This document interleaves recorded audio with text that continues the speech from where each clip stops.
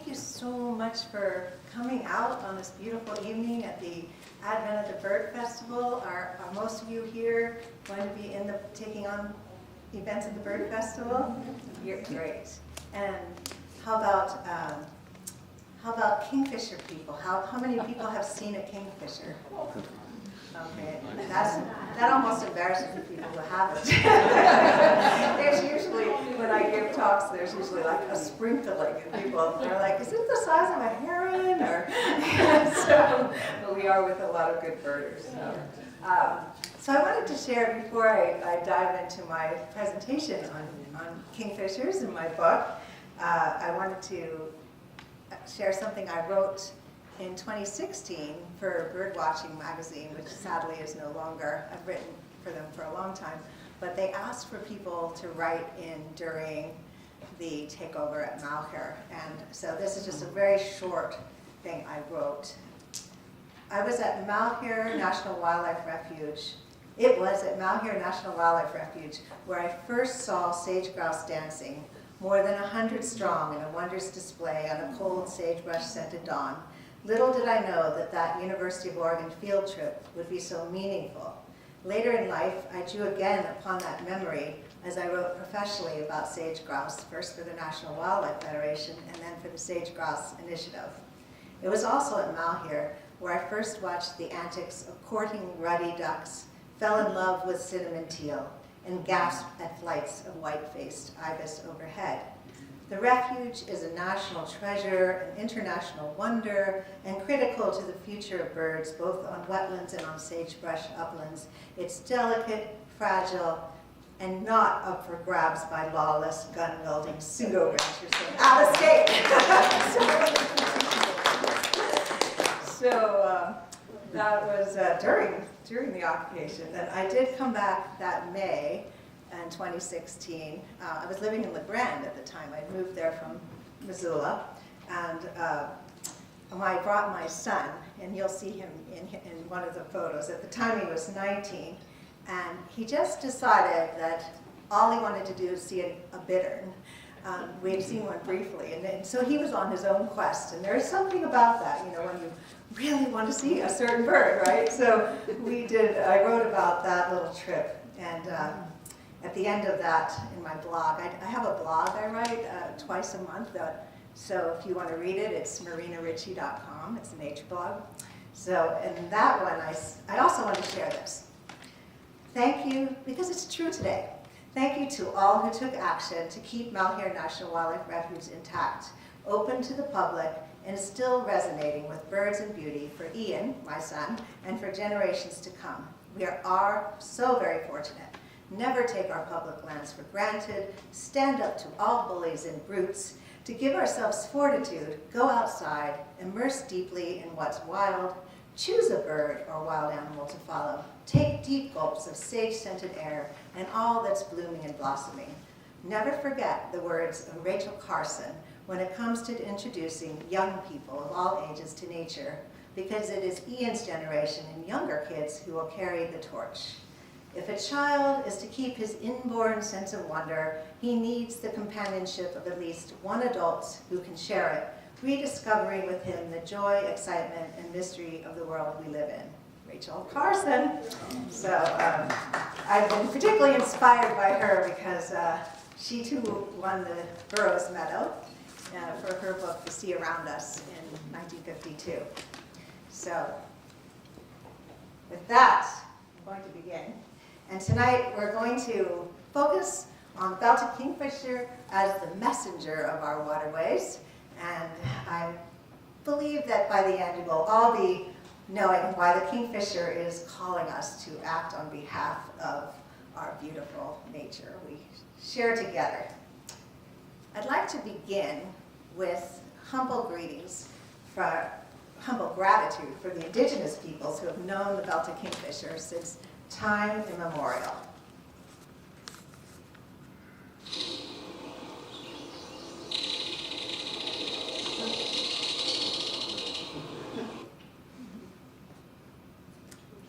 And in fact, I learned some Salish names, some names for kingfishers in Salish, which is the in Montana, I had the great pleasure of spending a lot of time with kingfishers. You'll be hearing about them, and the Salish word I learned is shijichis.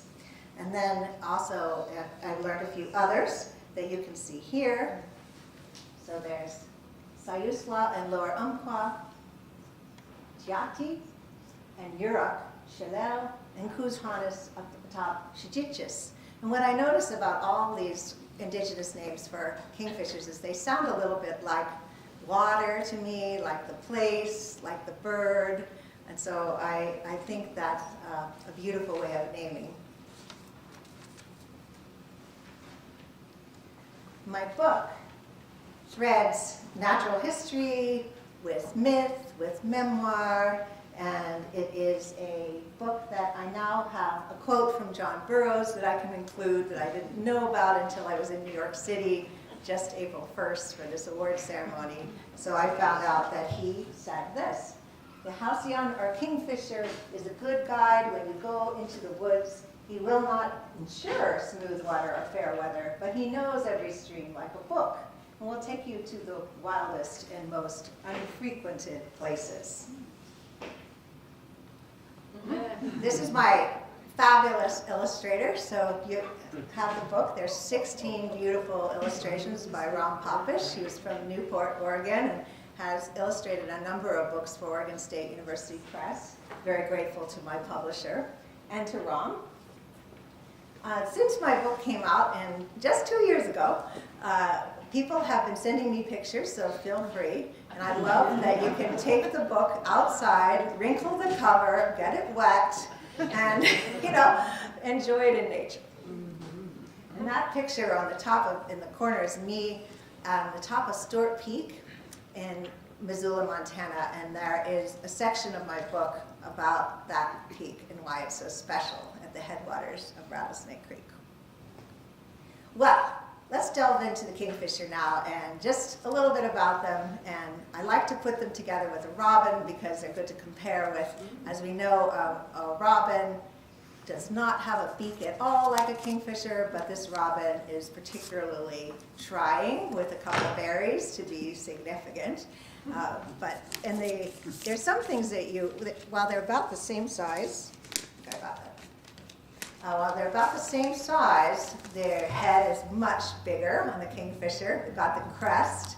They have a short tail compared to a robin, and they also have tiny feet, which, if you might have noticed with kingfishers, they have really little feet, so they won't be hopping anywhere.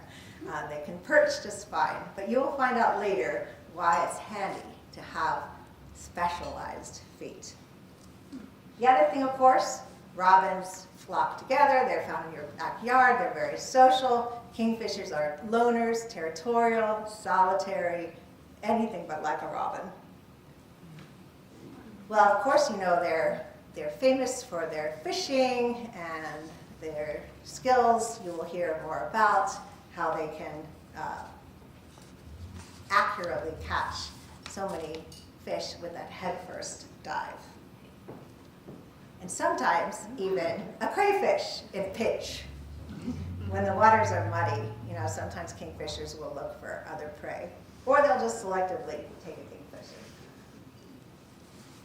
This is a little bit of a photo that I wanted to share because it fits so well this one part of my book. And so I'm going to read a little excerpt. By the way, the kingfisher photos are by Charles Wheeler, and he unfortunately passed away just a few months ago.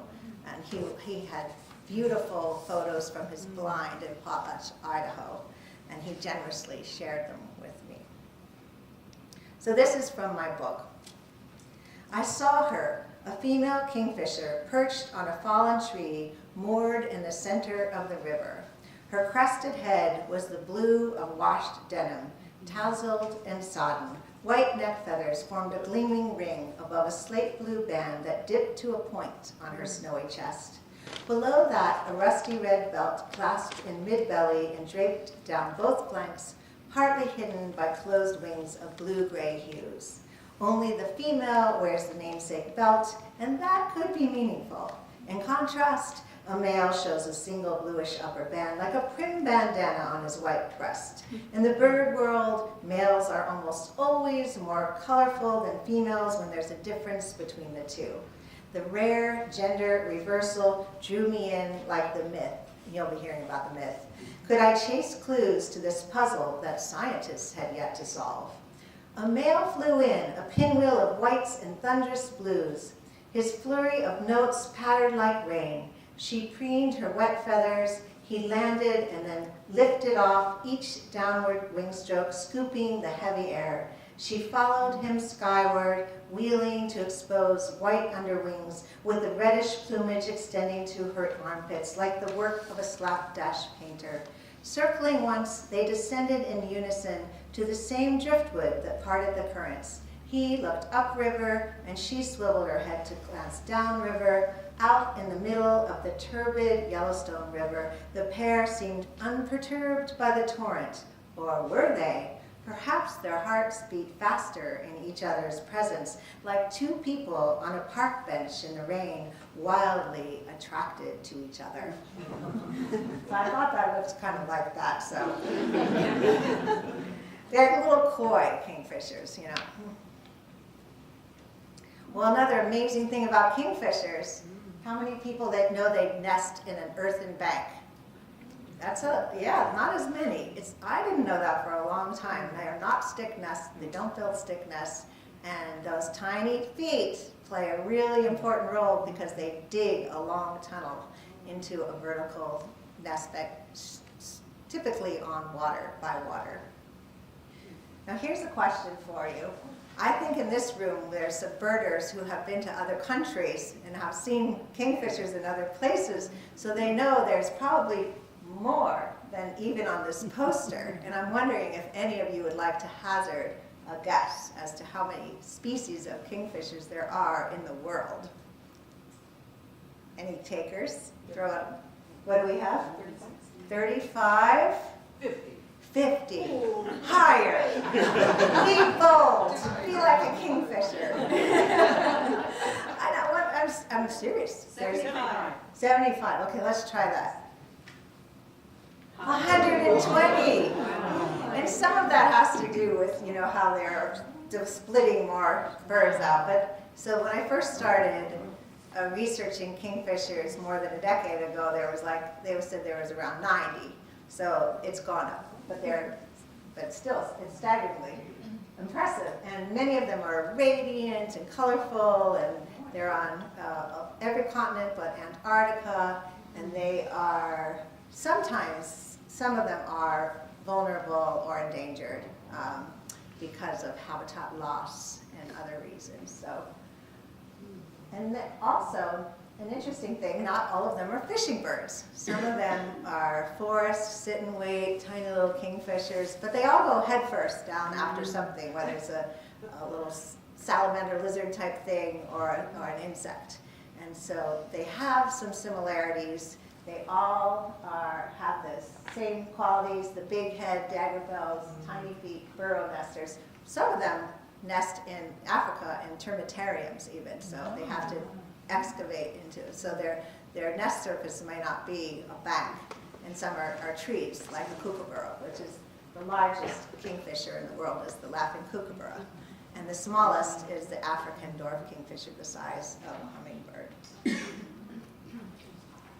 Well, our kingfisher is Migratory or Halcyon, and we only have our kingfisher in North America. Every now and then one sneaks across to the UK and they get very excited about it. I couldn't stop following that one for a while.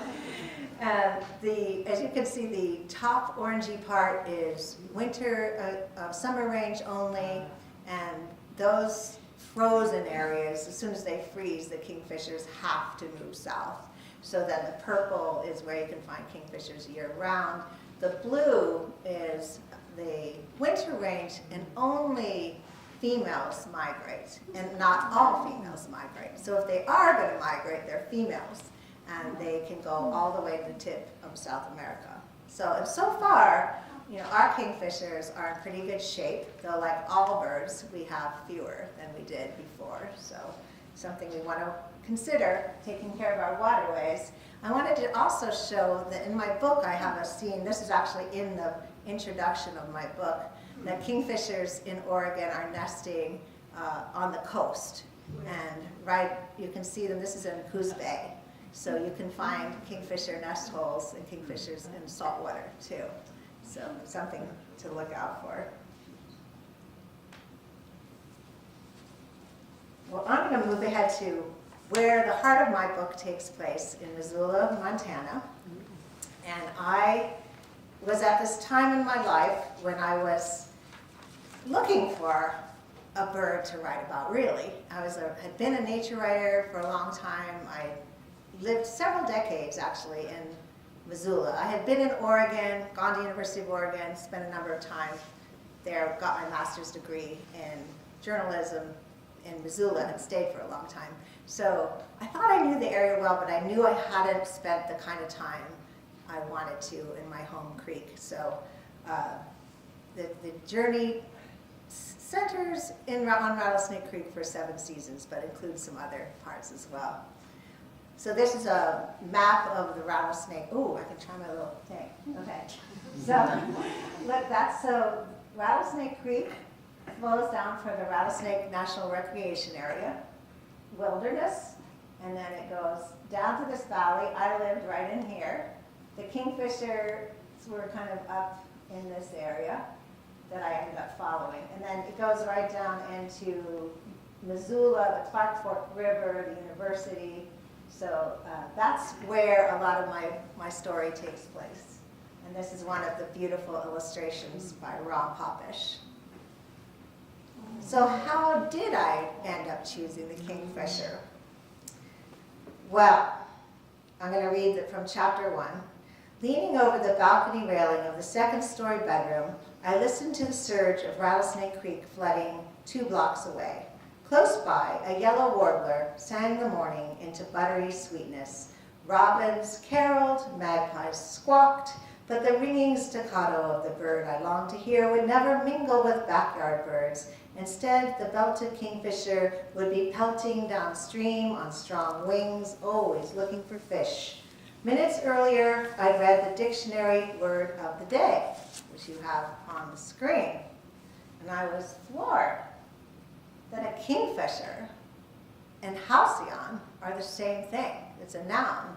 And I love this idea, both of a mythical bird and that a kingfisher could be associated with happiness, with peace and tranquility, which seemed a little bit odd, too, when you think about kingfishers. They're quite predatory. But you also think about where they live, too. So I, right away, wanted to find out more about the myth.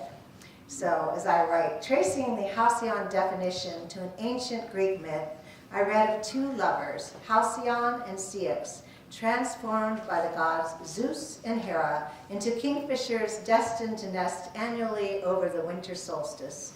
Then Aeolus, god of the winds, father of Halcyon, would calm the rough waves for 14 days, 7 on either side of the solstice. Sailors called the interlude the Halcyon days, bracketed by storms. Well, since a child, I've always had a dream of being a bird. So this is me, actually, at age 8 with my brother, my older brother, and when we lived in Mount Rainier National Park. And my father was the assistant superintendent there for a couple years, so very influential on who I became as a nature person, naturalist, writer, environmentalist. But yes, I had a thing about birds and transformation for a long time. And so, of course, I became interested in this book in finding out the indigenous myths of kingfishers and transformation and whether there was a connection, or just all indigenous myths of the belted kingfisher. So this is what I want to share with you. Without the help of the kingfisher, the Arikara people of the Great Plains would not have found a better world. To journey westward from a hiding place underground after the Creator sent floodwaters to eliminate giants, 3 birds helped them overcome obstacles to reach a better place. a kingfisher, an owl, and a loon. Coming to a chasm, Kingfisher reshaped the earth and laid down an enormous beak that served as a bridge. With a great flapping of wings, Owl cleared a thorny forest, and fast-flying Loon parted a lake. The people could choose whether to continue or turn into the bird that helped them. A kingfisher might be tempted. By the way, who knows what the owl is? Great gray, yes. Lovely bird owl that we have in Oregon and in Montana. Well, I would need all the help I could get, it turns out, from the kingfisher and anything else, because I was so naive when I went in thinking, I'm going to learn all about kingfishers and find a nesting pair. And then I'm like, oh no, you aren't. Not very easily. They're elusive and skittish and wary and a photographer's nemesis for a good reason. So if any of you had struggles with kingfisher photography, they don't like to stay still, do they? Always vanishing around the next bed. Well, in my first season of finding a nesting pair, losing them, finding the hole, not finding the hole, looking for them, this is a scene from the book. I wanted to point out, now I know how to use this great thing. These are all nest holes along the top of this bank. This is Rattlesnake Creek. And this turned out to be what I call the Kingfisher Mansion of nest holes. But only one, like there's a hole, was going to be the active nest hole. And this bank actually goes quite a ways farther. So this is a little scene when I was having to just sit and wait and be frustrated, but enjoy the time. And my good friend Sandra came along and spent a few days with me watching and looking. Scents of wild onion buffed the air, furled maple leaves dusted the sky, a wild turkey promenaded past us, his hot pink wattle flashing like an orchid in the jungle depths. The first mosquito of the season bit Sandra's forehead, not total bliss. So, and there were a lot of times when I was watching kingfishers starting in late March, going in through June, where in Montana, which is probably a little like Burns, it can go from beautiful one day to snowing and blizzarding on you the next, and you still got to be out there. Well, eventually, not to spoiler alert here, but there would be no book otherwise, I did find a really great active nest hole. And this is from the book. A female kingfisher docked on an immense boulder protruding from the far side of the creek. She bore a silvery minnow held lengthwise within her beak. Rattling once, she cranked upward and into the perfect nest hole, the one I had missed all along. The round hole showed the telltale 2 furrow marks at the base. You can see those little here. You can see that there'd be 2 of them. That's a good sign of an active nest. And this the nest was about 2 feet down from the top of the bank and only 4 feet up from the creek.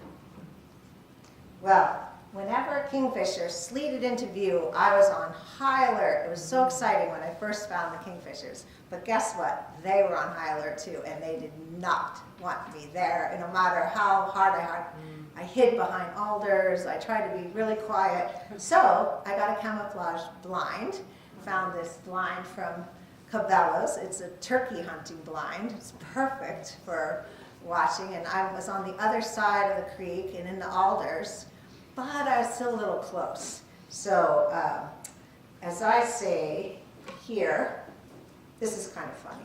The world had changed from within the blind. On one hand, it felt confining. On the other, I was like Harry Potter wearing his cloak of invisibility. Brits have a different term for blinds. They call them hides. And I could see the advantage of both names. I wanted the bird to be blind to my presence as I hid like a child in a game of hide and seek. Well, this is what happened at first. Bang, a dipper clanged on into the front screen. I ducked as if someone had thrown a dirt clod. The groggy bird staggered to his feet and lurched into the air. The dipper's world had changed too. So you put up a blind, things start flying into it until they figure it out. But anyway, so I spent a lot of time in this blind, and I had some time there too to just be meditative and quiet. And throughout this book, I'm both grieving and finding a way to connect with my dad, who had died of cancer at age 70, just a few years earlier. And this is a photo of him with my son when my son was 5. And of course, he had his binoculars, and he was an incredible birder and influence in my life. So when I was at the blind,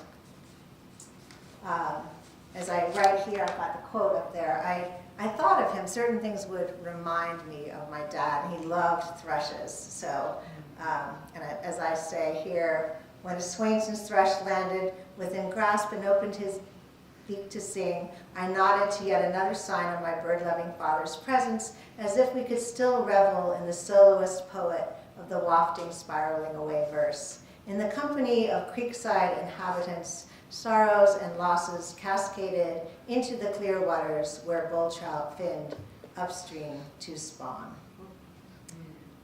Well, eventually, the exciting moment came after all the watching.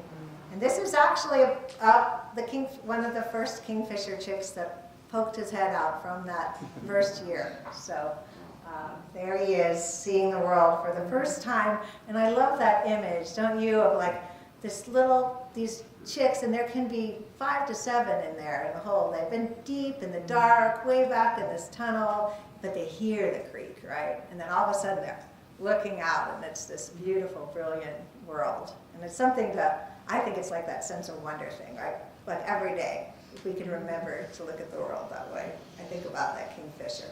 However, once they're out, the parents will feed the kingfishers for about a week. And then it's kind of like, you got to figure this out.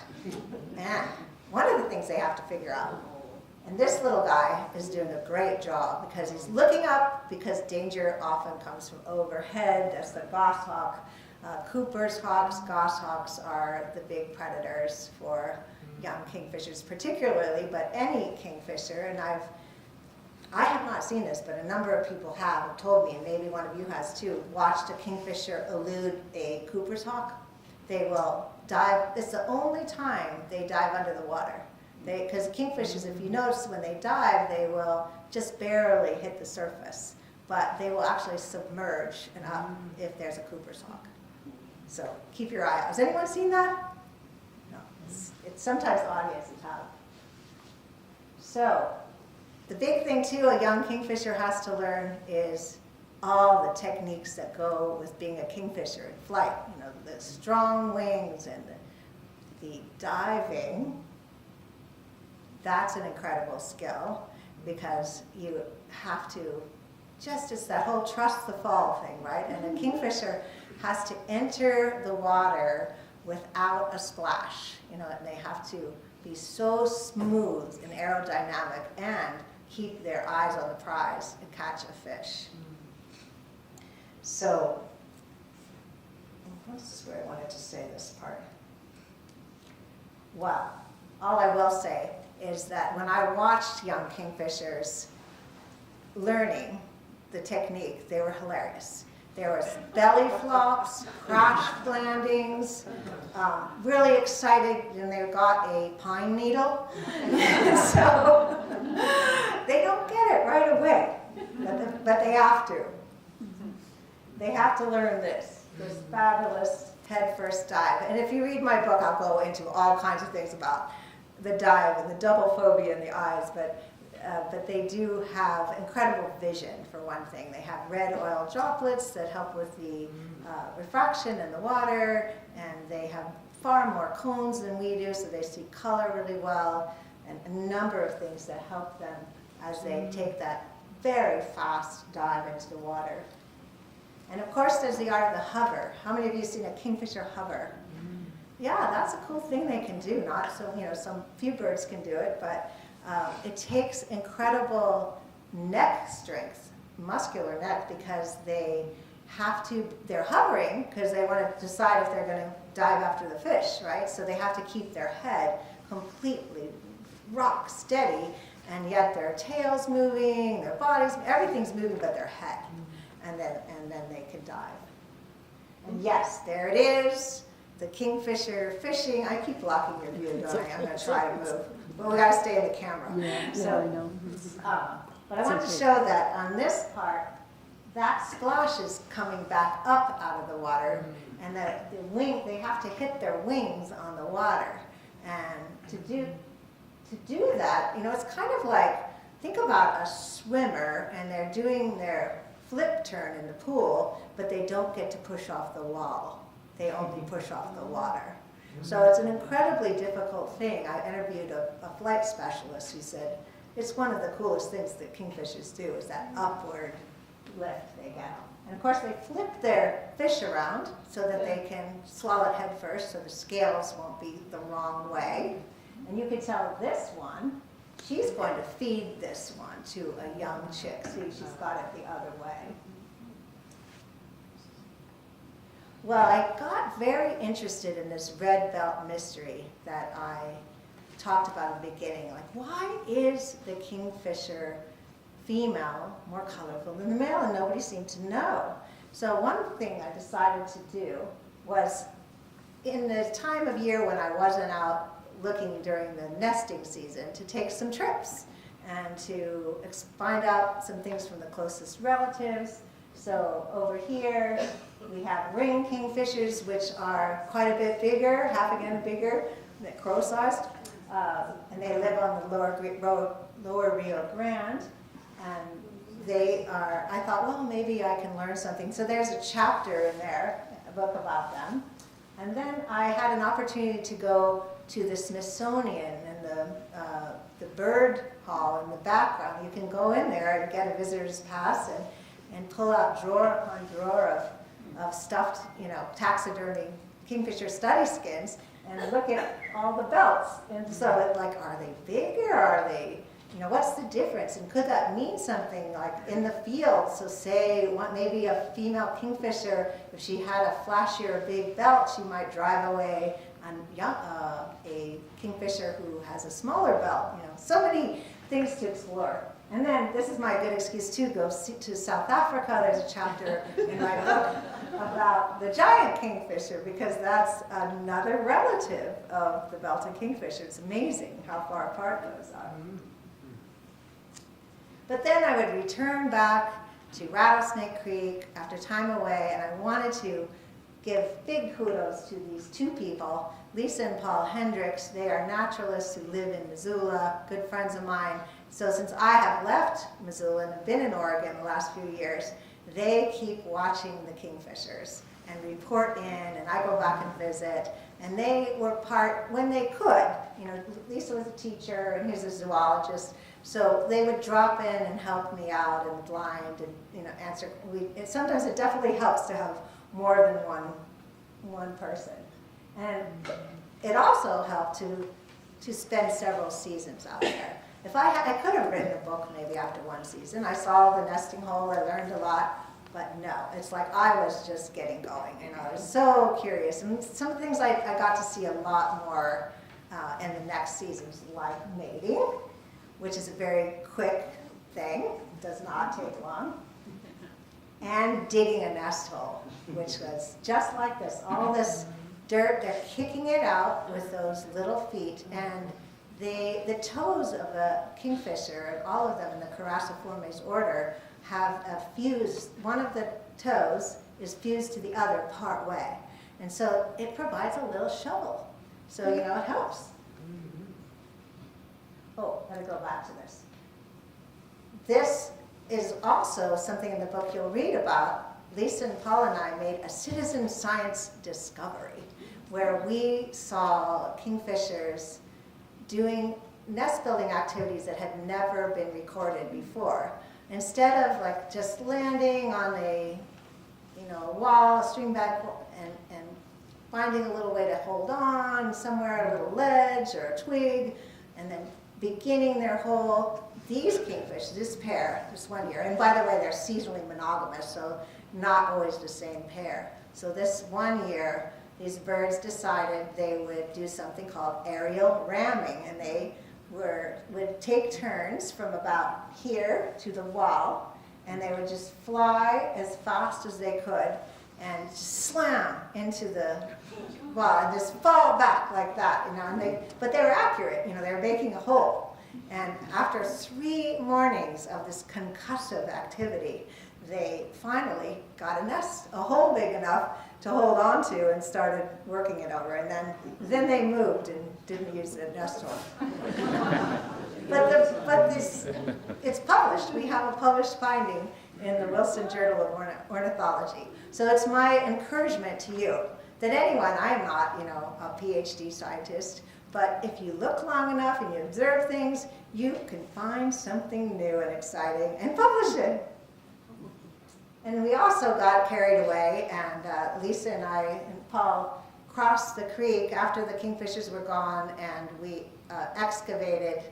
We just dug down. We put a measuring tape, and we figured out the hole was 4.5 feet back, 2 feet down, and we just dug down, and we were able to check out the burrow.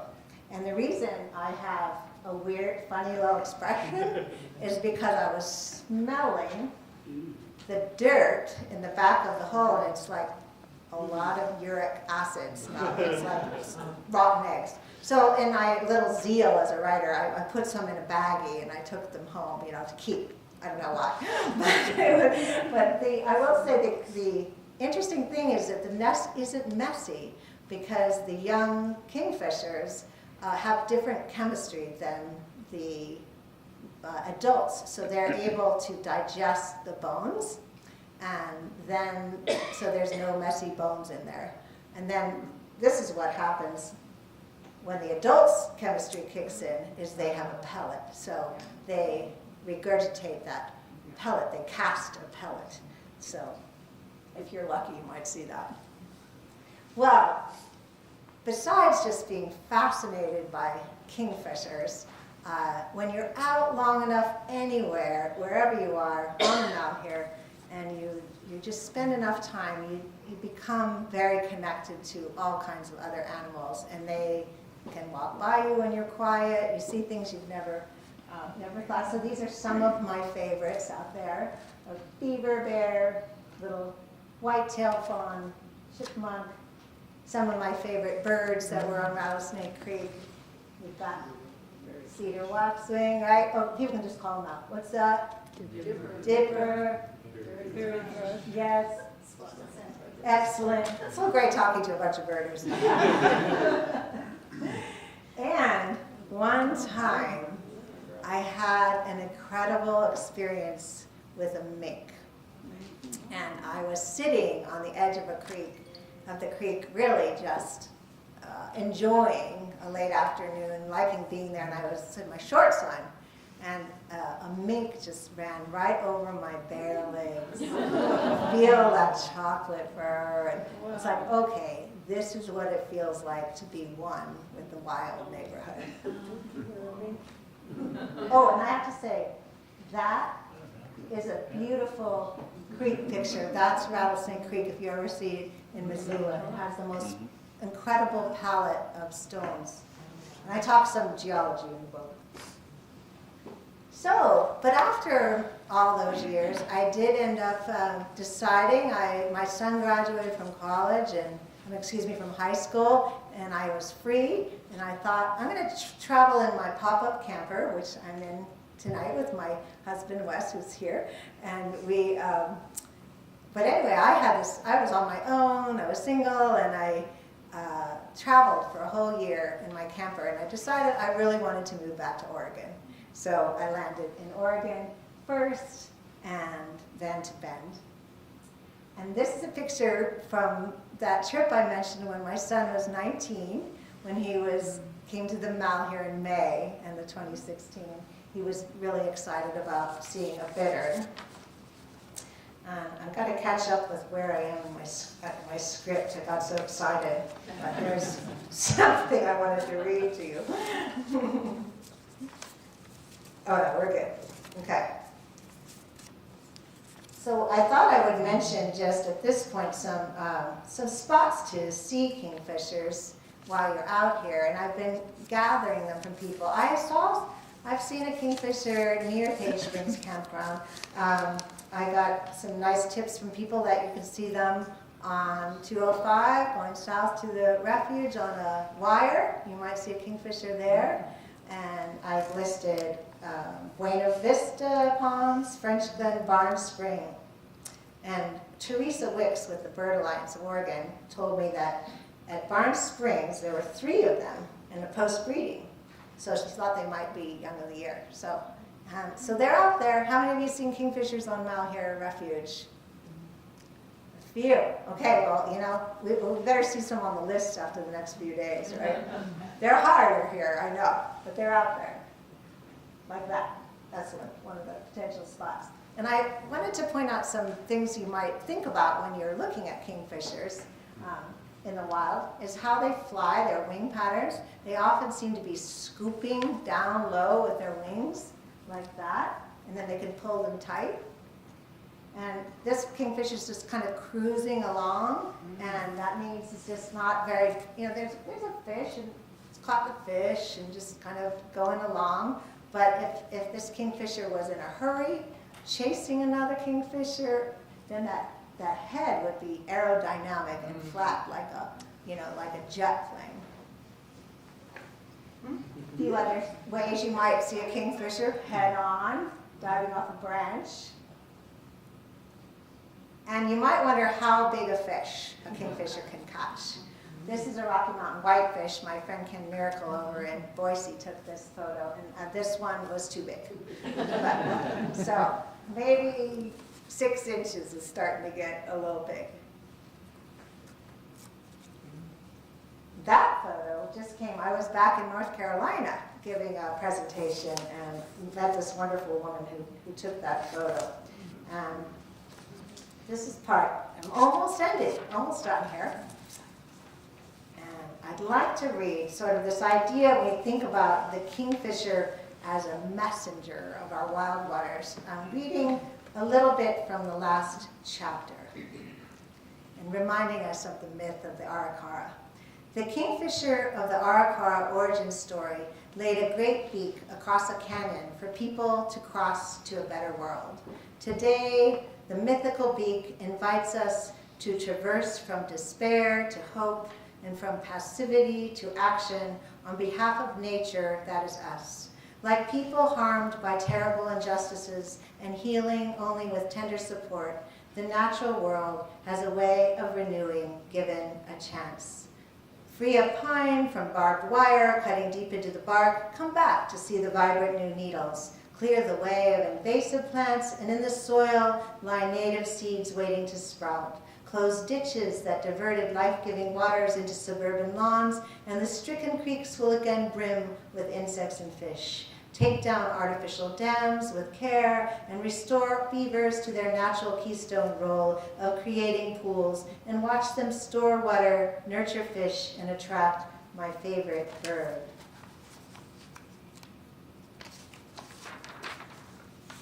We can't restore extinct species, we can't bring back centuries-old forests after logging, and we can't give up. My esteemed conservationist friend Brock Evans often rallies the younger generation to embrace, quote, hopeless lost causes, unquote, and points to the victories of wilderness, wild rivers, protecting ancient forests, and endangered species. He likes to share a favorite quote he adapted from architect Daniel Burnham. Dream only large dreams, for they have the power to fire people's souls. Our waterways give, and we must give back. Our wilderness-fed streams and rivers are essential. These are the waters that can best weather the climate chaos if we honor their rights to flow clean, clear, cold, flooding, and free to merge with wetlands and intact forests, which store carbon, exhale oxygen, and sustain life. Every native bird, animal, and flower interweaves within a community of cooperation. When it comes to belted kingfishers, their trilling, consonant-rich calls above waterways send a message the Salish people have known since time immemorial. Water is life. Treat wild waters as you would an elder. Listen to their wisdom. Honor the complex web of riparian plants and forests, vital to shading, cooling, and nourishing thousands of species converging on these living ribbons of lush green.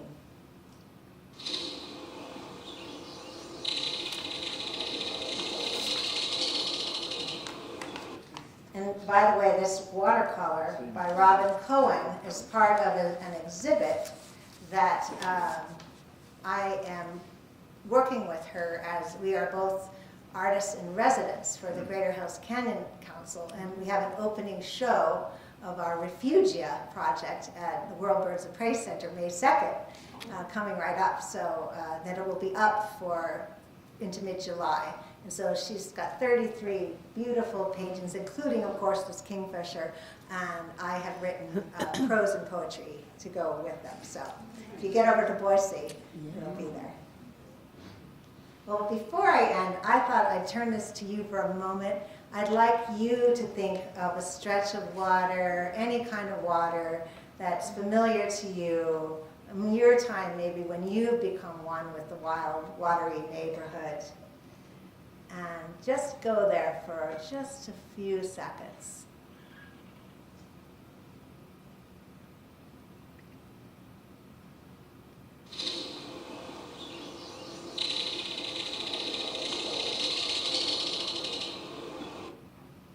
Halcyon.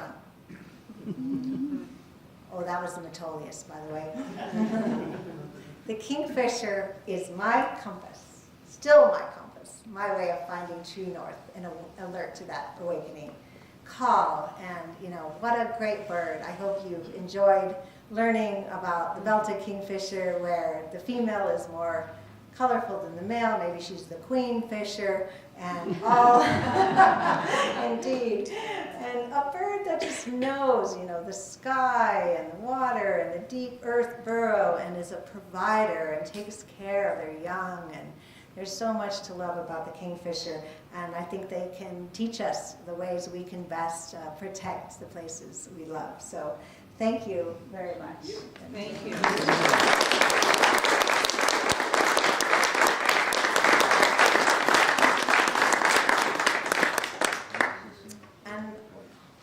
There's time for question. Isabel, what do you think? Yeah. Do they use the same hole twice, or they have to drill a new one every year? Do they use the same hole twice, or do they have to dig a new one every year? Great question. Sometimes they use the same hole twice. They'll remodel. Sometimes they build a new one, and you never know which one they're going to do. And sometimes they do a lot of false holes, and then maybe they go back to the one that they remodel. They're tricky. How long does it take to build a nest? It takes about 4 days maybe. Depends on how deep they have to go. But they have to keep working on it, yeah. And they take breaks. But it's a lot of work for them, yeah. And the burrow is about the size of a football in the back. And you know, think about I think the record is 10 feet long for a kingfisher nest tunnel. It's amazing. Yeah. I'll wait a second. In terms of their foraging area, how far do they forage from the nest?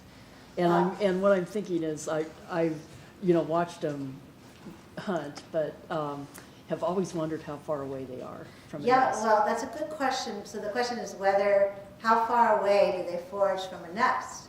Which also reminds me, how far away they are from each other. So I always reminds me, what do they not cover? So they, depending on how many fish there are and how abundant the resources are, they will share a tighter area if there's plentiful fish.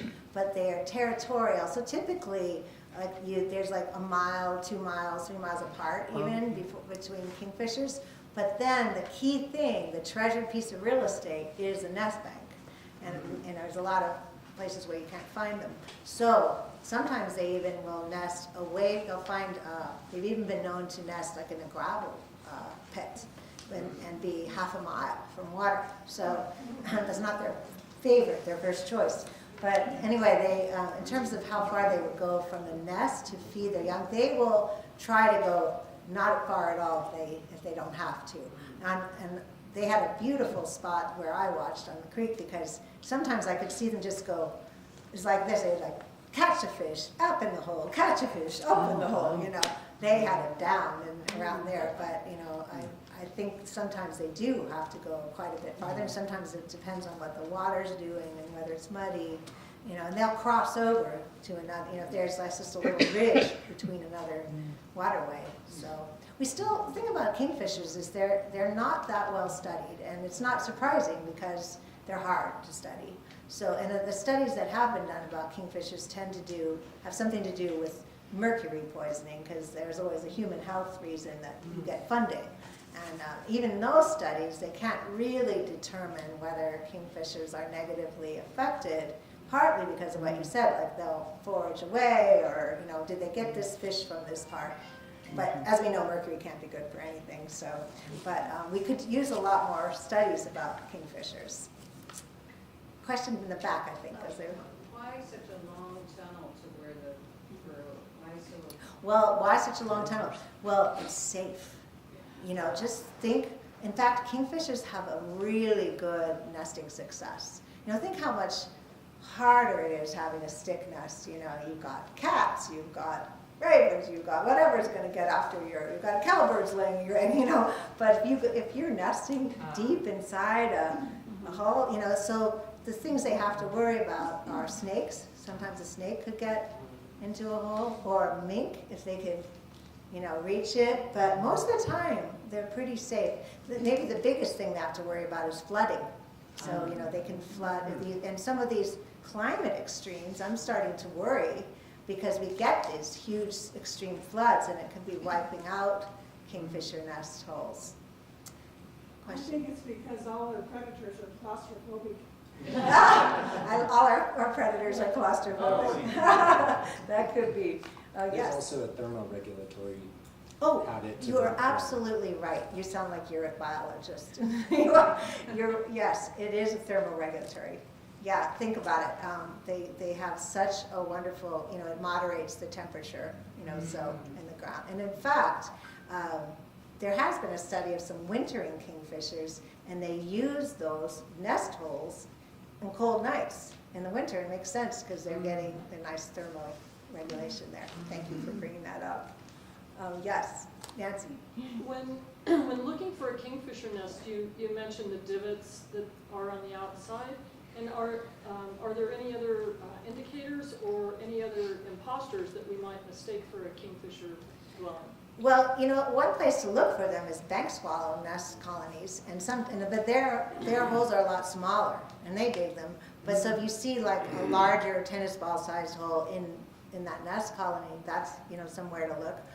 The ones that are active, the furrows are a really good way. You can also look to see if you really can see, well, is there a stick in there, or spider webs, or something that makes it look like they haven't been in and out. They kind of can look a little ragged after they haven't been used. But yeah, so I think those furrow marks, because coming in and out, are the best. Mm-hmm. Well, let's see. I'm going to go over here. I love all these questions. You mentioned that you were attracted to kingfishers because the female was brighter than the male, but what first drew you through them? There's so many wonderful birds. I don't know how you were able to choose one. Well, you know, it's interesting. Well, there are a couple things. You know, one, I really like the idea of a bird that would draw me to my home creek, because I live like about a half block away. But I really got intrigued seriously by the word halcyon. And I was like, oh, mythic bird, cool, you know, and I really wanted to track down that idea. And in the beginning, I actually thought about, well, you know, how can a kingfisher lead you to a state of wonder? And then I was like, nah, that's not really what this book is about. I just want to like honor the kingfisher, find out everything I can. And in the process, you know, I did find the meaning of halcyon days. And this, yes. So you've given your heart to the kingfisher for probably many years now. So as a writer, when you consider perhaps your next project, how do you go from that kind of passion over one thing to considering something else, what might you consider if you do? Well, yeah, I appreciate that question. It's like the next book. And I don't think I can replicate that kind of adventure years that I had. It was a special time in my life, really. But what I can do is evoke that feeling of what it is and remind myself, when you go out and immerse, and whether it's kind of that slow birding kind of thing. But I have been, I've got a couple book projects in the works, and one has to do with, that is different though. It's looking more at connecting a place that I love, places that I love, which are ancient forests, wherever, big trees, ancient forests with birds, in a way that I don't think. So some of it is like, where do I want to spend my time? And also, what am I concerned about that my voice could make a difference? Like, I truly want to speak up to help protect our endangered wildlife and habitats and places, and in a way that might be different, that could reach people as a writer, and as so yes, we're thinking forests and birds, and birds taking us into three-dimensional levels, but suites of birds, so not just one, but because there's way too many birds to love. Yes, true. So I know that doesn't really fit with being out here in Malheur where there's not trees, but I also love this landscape. Thank you for that question. Well, I really appreciate you all, and I will be here.